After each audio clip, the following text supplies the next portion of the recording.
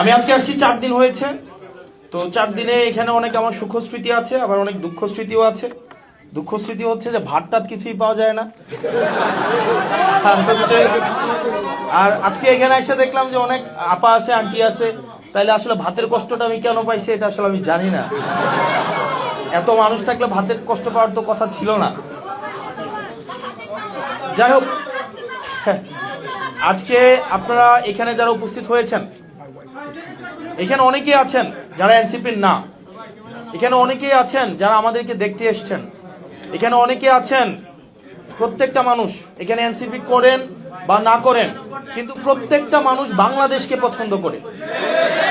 এখানে প্রত্যেকটা মানুষ চায় বাংলাদেশটা যে ডিসফাংশনাল হয়ে গিয়েছে এটা থেকে উত্তরণ হোক, এটা এখানে প্রত্যেকটা মানুষ চায়। এখানে প্রত্যেকটা মানুষ চায় বাংলাদেশটা দীর্ঘ 17 বছরের বেশি সময় ধরে এই বাংলাদেশটা মূলত নিয়ন্ত্রিত পরিচালিত হতো সীমান্তের আরেক প্রান্ত থেকে, ভারত থেকে। আসলে অনেকেই বলে যে আওয়ামী লীগ তো আসলে একটা রাজনৈতিক দল, এটাকে আসলে গতকাল অক্সফোর্ড ইউনিভার্সিটিতে আমাকে জিজ্ঞেস করা হয়েছিল যে এটাকে আর রাজনীতি করতে দেওয়া হবে কি হবে না। এটা পিপল ডিসাইড করেছে 5ই আগস্ট, যখন সেটা জনসমর্থন হারিয়েছে সেই কারণে এই দলের নেত্রী দেশ থেকে পালিয়ে যেতে বাধ্য হয়েছে। একই সাথে সাথে যদি এই দল দেশকে ভালোবাসতো তাহলে এই দল কখনোই নিজের দেশের মানুষকে গুলি করে হত্যা করতো না। আপনারা দেখেছেন হেলিকপ্টার থেকে গুলি করা হয়েছে, আপনারা দেখেছেন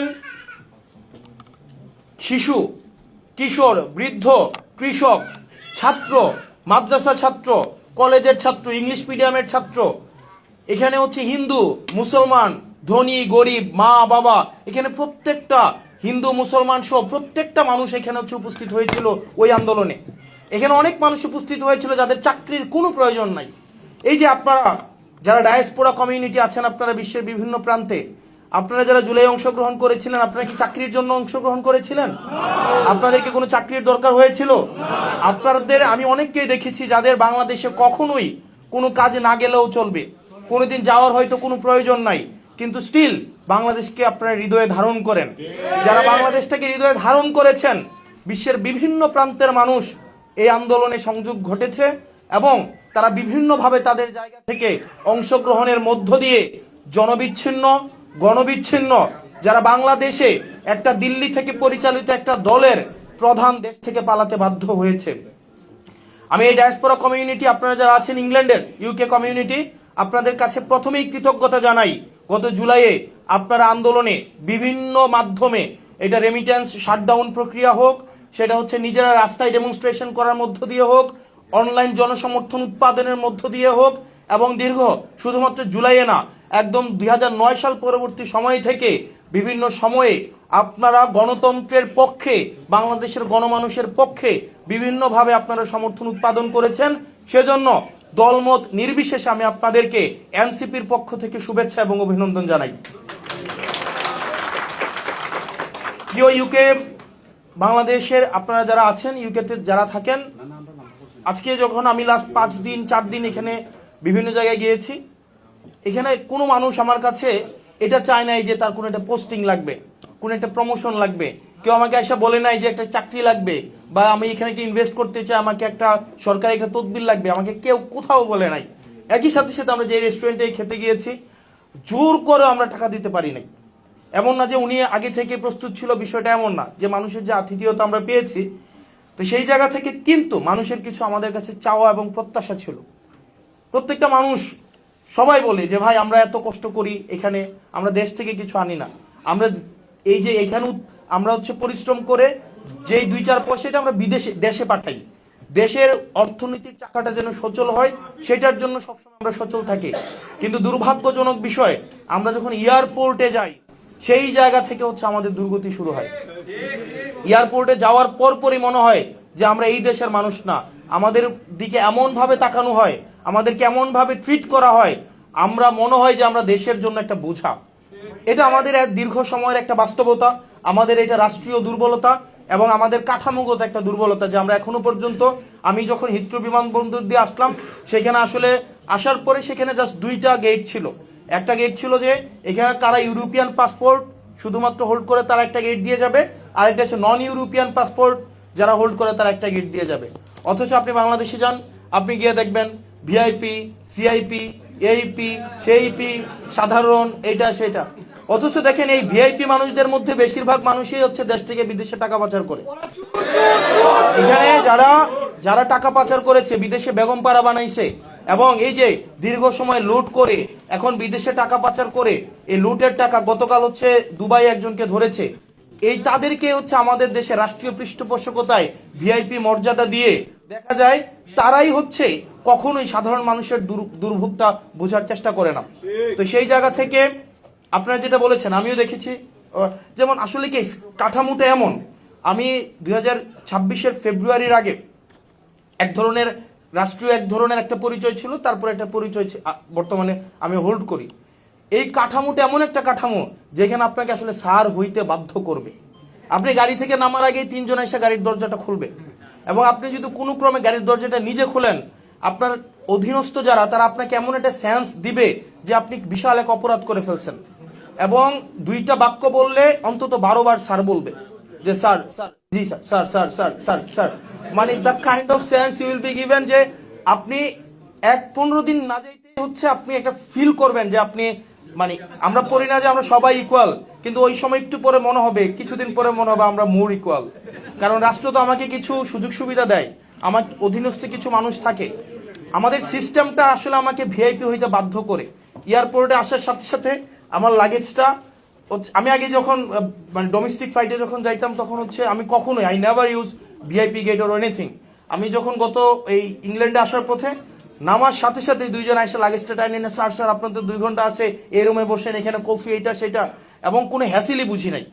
আর এর আগে যখন যাইতাম 6-7 বার যখন বিভিন্ন ডোমেস্টিক জায়গায় গিয়েছি, ওখানে লাইন ধরতে হয়েছে, জুতা খুলতে হয়েছে, এবং আমাদের হয়তো জুতা খোলা লাগে না, কিন্তু আমরা যখন দেখতাম মানুষ জুতা খুলতে হয়, মনে হয় যে একটা ডাকাত বা চোর দেশ থেকে অনেকটা, মানে 8-10 বছর পরে যদি বিদেশে যায় প্রিয়জনদের জন্য কিছু একটা নিয়ে যায়, এগুলা কেটে কেটে হচ্ছে এয়ারপোর্টে রেখে দেওয়া হয়, এবং একটা তৃতীয় শ্রেণীর মানুষ হিসেবে তাকে ট্রিট করা হয়।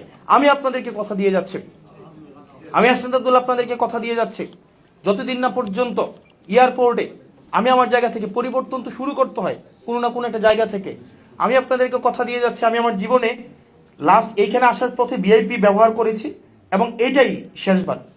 এবং আমি এটা নিশ্চিত করতে চাই আনটিল এন্ড আনলেস আমরা সবার জন্য ইকুয়াল সার্ভিস এনশিওর করতে পারছি, ততদিন পর্যন্ত সবার জন্য ইকুয়াল সার্ভিস, ইকুয়াল ট্রিটমেন্ট আমরা এনশিওর করতে পারছি, ততদিন পর্যন্ত এই ভিআইপি সার্ভিস আমি ব্যক্তিগতভাবে পরিহার করলাম। এটা হচ্ছে আমি ব্যক্তিগতভাবে এটা ব্যবহার করব না। একই সাথে সাথে আমি আমার জায়গা থেকে চেষ্টা করব, সংসদে হোক এবং পলিসি মেকিংয়ে হোক, সব জায়গায় চেষ্টা করব প্রবাসীদের, রেমিটেন্স যোদ্ধা যারা রয়েছে, বিভিন্ন ডায়াসপোরা কমিউনিটি রয়েছে, তাদের যেন কোনোভাবেই আপনার হচ্ছে এই এয়ারপোর্টে হয়রানি যেন বন্ধ করা হয়। একই সাথে সাথে সিলেটের এয়ারপোর্টকে যেন আধুনিকায়ন করা হয়, এবং ঢাকা টু এবং আপনার থেকে সিলেটের যেই আপনারা সরাসরি যে যোগাযোগের বিষয়টা বলেন, সেটার কারিগরি অথবা হচ্ছে সেটা সমীক্ষা নিশ্চিত করবে, সেটাকে আমার জেনে আসলে কথা বলতে হবে। আমি জাস্ট পলিটিক্যালি বলে গেলাম যে এটা ওকে ফাইন, আমি গিয়া I am not the part of the government, যে বলে দিলাম সেটা হবে না। আমাকে আগে এই জিনিসটা বুঝতে হবে, বুঝার পরে সে বিষয়ে তবে আমি আমার জায়গা থেকে সে বিষয়ে কথা বলবো, যাতে করে আপনার দুর্ভোগ যেন লাঘব হয়। প্রিয় ডায়াসপোরা কমিউনিটি, আপনারা আজকে যেখানে উপস্থিত হয়েছেন, আমাদের দেশটার, আমাদের একটা ডক্টর কামাল হোসেনকে আপনারা নিশ্চয়ই চিনেন। তো ডক্টর কামাল হোসেন যখন দেশে যান, উনি ঢাকা থেকে নির্বাচন করেন একটা আসনে, কথিত আছে, আমি নিশ্চিত নয়, বা এটা একদম প্রাইমারি সোর্স নয়, কথিত একটা গল্প, এটা রাজনৈতিক পরিসর, এটা প্রচলিত গল্প। ডক্টর কামাল হোসেনের বিরোধী প্রার্থী যিনি ছিলেন, উনি এক নির্বাচনী সভায় বক্তব্য দিচ্ছিলেন, উনি কিসের ডাক্তার, একটা ফার্মেসিও নাই।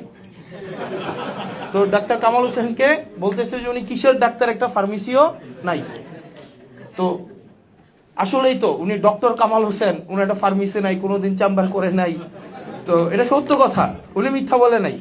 তো উনার প্রতিদ্বন্দ্বী প্রার্থী যিনি এই ধরনের মন্তব্য করেছেন, উনি কিন্তু নির্বাচনে জিতেছেন, অথচ ডক্টর কামাল হোসেন নির্বাচনে জিতে নাই। এটা হচ্ছে যিনি হোক আমি জানি না। তো সেই জায়গা থেকে আমরা চাই ডায়াসপোরা কমিউনিটিকে আমরা এইভাবে দেখতে চাই না যে আমাদের পার্টির ফান্ড লাগবে, তাদের সাথে আমরা এই কারণে একটা ভালো সম্পর্ক রাখবো। নো, আমরা যে ভাই আমাদের জন্য টাকা পাঠান, এইটা শুধুমাত্র ডায়াসপোরা কমিউনিটিকে রাজনৈতিক দলগুলা মূলত হচ্ছে আপনার একটা মানি সোর্সিং এর একটা মিনস হিসাবেই তারা মূলত ট্রিট করে। এটা হচ্ছে প্রাইমারি উদ্দেশ্য। আমরা এনসিপি সেই জায়গা থেকে আপনাদেরকে কমিটমেন্ট দিতে চাই, আমরা বাংলাদেশে, আপনি এনসিপি কে পছন্দ করেন বা না করেন, আপনি যে কোনো গণতান্ত্রিক রাজনৈতিক দলের অংশ হন, সেটা আমরা চাই। আমরা চাই আপনারা বাংলাদেশে মিনিংফুল, আমরা চাই বাংলাদেশে আপনাদের মিনিংফুল এনগেজমেন্ট হোক, সেটা ইন্টালেকচুয়াল এনগেজমেন্ট হোক, অ্যাডমিনিস্ট্রেটিভ এনগেজমেন্ট হোক, ফাইন্যান্সিয়াল এনগেজমেন্ট হোক, অথবা সেটা পলিটিক্যাল এনগেজমেন্ট হোক। এটা কোনো অর্নামেন্টাল এনগেজমেন্ট না, এটা যেন একটা মিনিংফুল এনগেজমেন্ট হয়, যাতে করে এই দেশে পড়াশোনা করে ইন্টালেকচুয়ালি সফিস্টিকেটেড হওয়ার পরে আমরা যেন বাংলাদেশে মিনিংফুল কন্ট্রিবিউশন আমরা করতে পারি। সেজন্য আমরা এনসিপি থেকে ডায়াসপোরা কমিউনিটির কাজ করার ক্ষেত্রটাকে আমরা অনেক প্রশস্ত করেছি। পলিসি থেকে শুরু করে পলিটিক্যাল আমাদের প্রত্যেকটা অ্যাক্টিভিটিতে আমাদের ডায়াসপোরা কমিউনিটির এনগেজমেন্টটা আমাদের এখানে আমরা রেখেছি। তো প্রিয় ইউকে কমিউনিটিতে আপনারা যারা আছেন, আজকে এখানে উপস্থিত হয়েছেন, দেখেন আমাদের রাজনৈতিক বয়স হয়েছে মাত্র 1 বছর, এটা হচ্ছে জুন মাস, 1 বছর 4 মাস, 12 মাস আর 4 মাস হতো কত মাস? 16 মাস। 16 মাসের একটা বাচ্চা আব্বা বলেও ডাক দেয় না, দেয় না? না, আমার এক 8 মাসের বাচ্চা আছে, আইলো দিতে পারে। তাহলে দেখেন, আমি আপনাদের বিষয়টা বুঝি। মানুষ যখন আমাকে গালাগালি করে, 55 বছরের না পাওয়ার ক্ষোভ থেকে আমাদের কাছে তাদের প্রত্যাশাটা অনেক বেশি বলে আমাকে গালাগালি করে, এটা আমরা বুঝি। আমরা আপনাদের এই প্রত্যাশাটাকে আমরা ধারণ করি।